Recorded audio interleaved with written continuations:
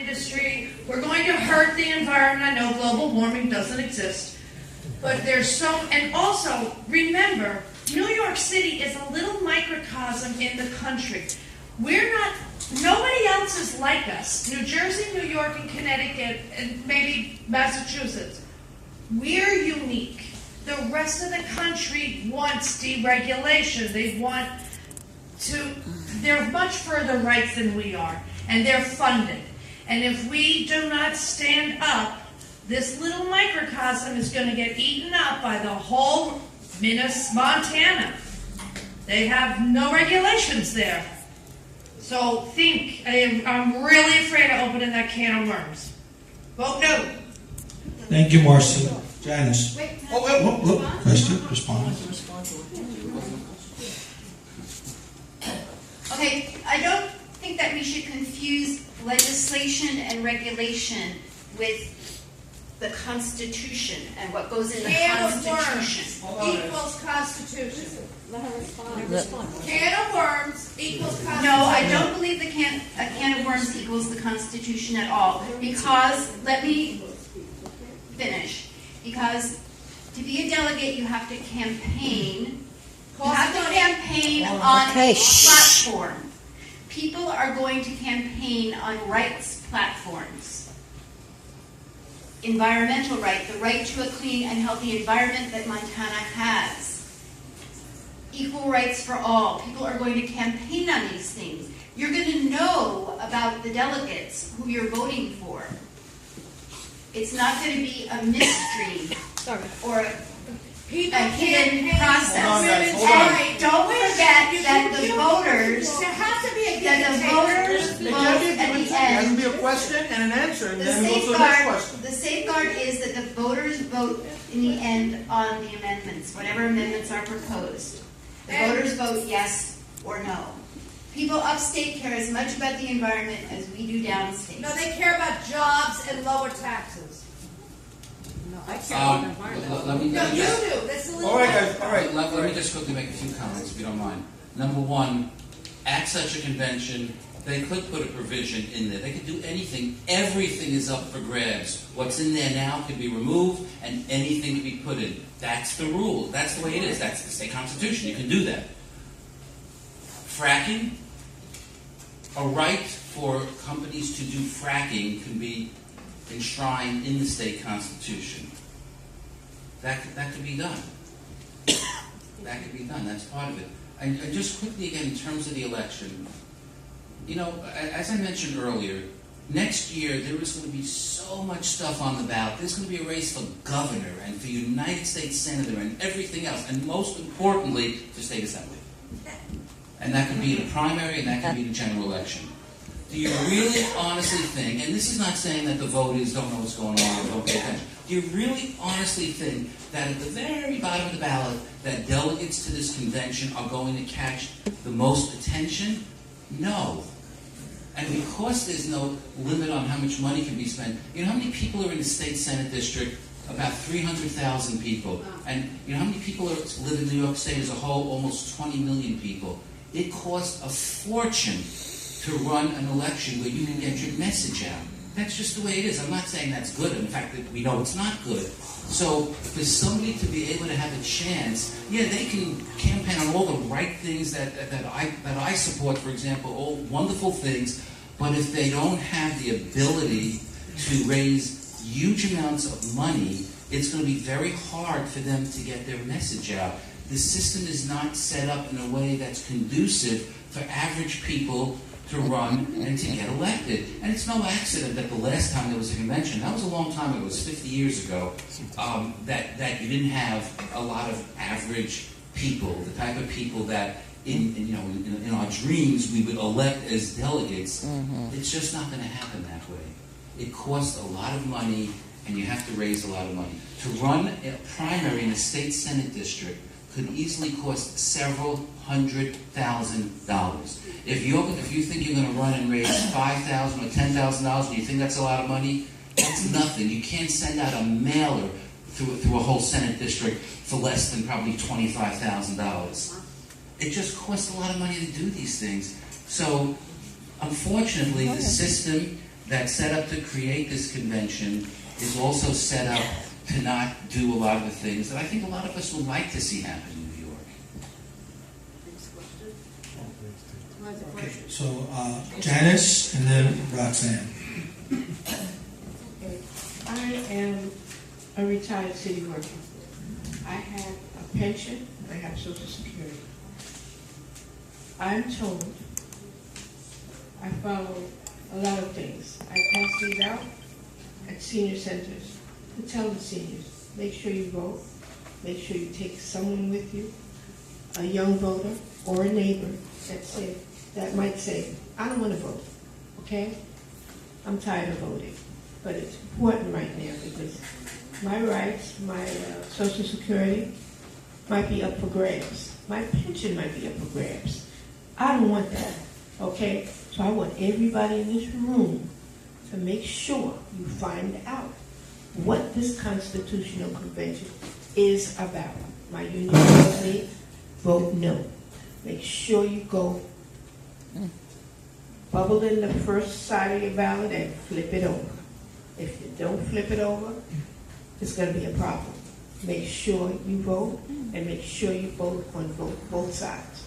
Okay? I think it's important for us to learn what's going on with the Constitutional Convention.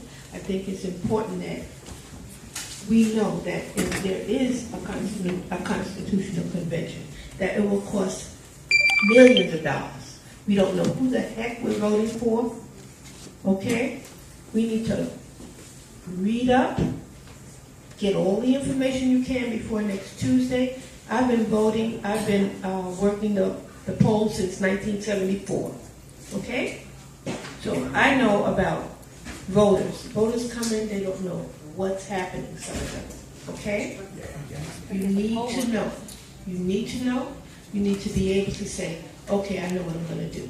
And if you don't know, ask one of the workers. Okay? They will tell you. Vote, bubble it in. Listen, the poll workers will tell you what to do with that ballot. Flip it over. That's what they're gonna say. I'm not saying they're going to tell you how to vote. That's not what I said. That's not what I said. Okay? Okay. But I'm A not. lot of them don't even know what they are. They go- But I do, okay? But I'm not going to go back and forth all right, with you. guys, all right. I'm not going to go back and forth with you, okay? I'm just saying, everybody get out and vote and pass the information along, okay? Those who want to vote pro and con, it's your right. But make sure you vote and take someone with you. Let's Okay? do the right Thank you. thing, baby. The poll workers should let people know that there's something on the back of the ballot. They can't tell They anybody do. how to vote ahead of time. Right. But they, no, you didn't. I know you did. But just to emphasize that, they should let people know. And were you a member of DC 37? No, 1180, local 1180. 1199? 1180. Communication worker. I think it's really interesting that people are so engaged about this issue. I can't think of the last time that we've had such a lively debate, either here at a BPECA meeting, on Facebook, about a political race. I think it's great that people are so involved, both the yes and the no, and I think that enthusiasm and engagement is going to carry right all the way through the 3 years of the whole process. We have two more questions. And so Roxanne and we're going to do the last two questions. Roxanne and Donald and Linda.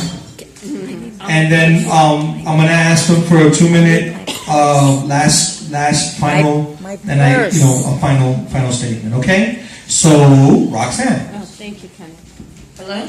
First, my union is under Local 32PJ, and I'm proud to say we'll vote yes. Because we can actually have a constitutional reform to protect all workers. But my question is, scapegoating the GOP and Republicans. Sorry. We know that ethics reform was actually held by the Democratic-controlled Assembly that wanted 70% raise, but didn't want to pass ethics reform that included term limits. So if they didn't want to pass it, how can we ever expect ethics reform to ever pass in the in the Assembly or state Senate in the next 20 years? We know it's never going to happen. The only way we're ever going to have ethics reform and change our government to work for the people is through Constitutional Convention. And lastly, New York State was listed as the top most corrupt state in the whole nation. And if the Bronx was a state, it has the lowest turnout in the nation. So it's not a nationwide issue. It's a New York City and it's a Bronx issue. Thank you. Again, something has been said which is not correct.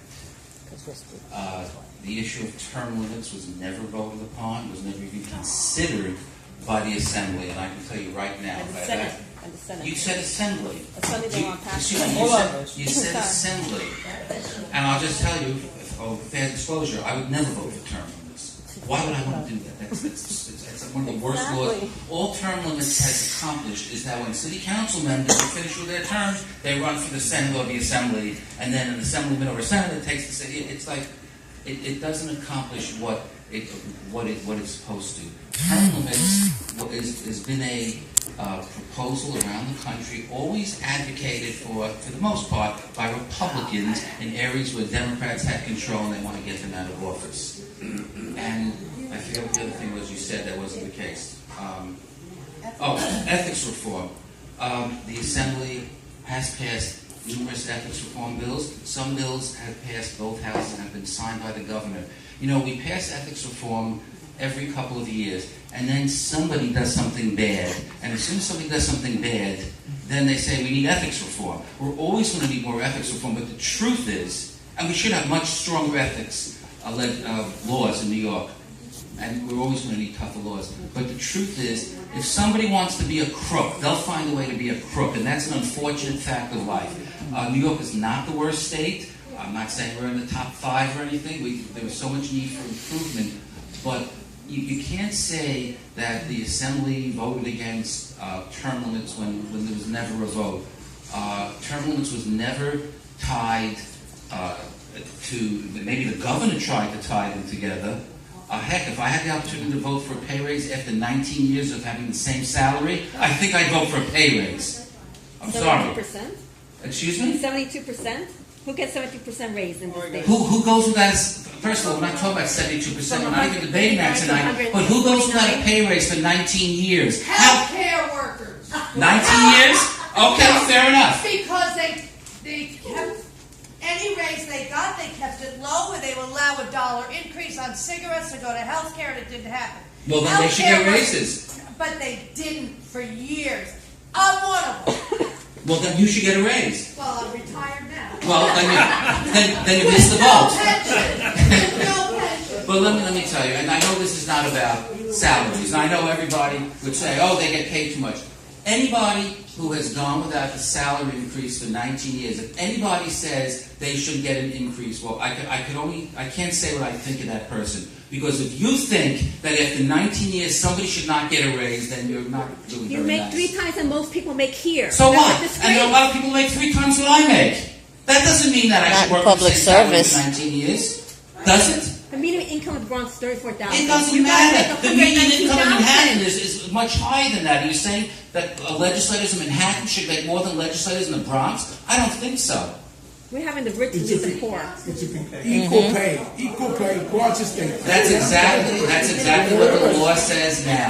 The point being that what you said is just not correct. You can argue anything you want, you can take whatever positions you want, but you have to at least be factual in what you say. And if you don't know the facts, then don't say what you think are the facts. You know the facts. You know the facts. About what? About the raises? You guys don't deserve a raise. I'm on the record. You have that right to an opinion. Raise today. You don't deserve a raise in 20 years. Do you live in this neighborhood? Yes, I do. Are you running for the city council? No, not in this district, no.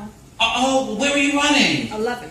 So you live in this neighborhood, but you're running for city council in Riverdale. Is that right? It's not Riverdale. 11 doesn't include just Riverdale. 11 includes Norwood. Does it include Riverdale? Yeah.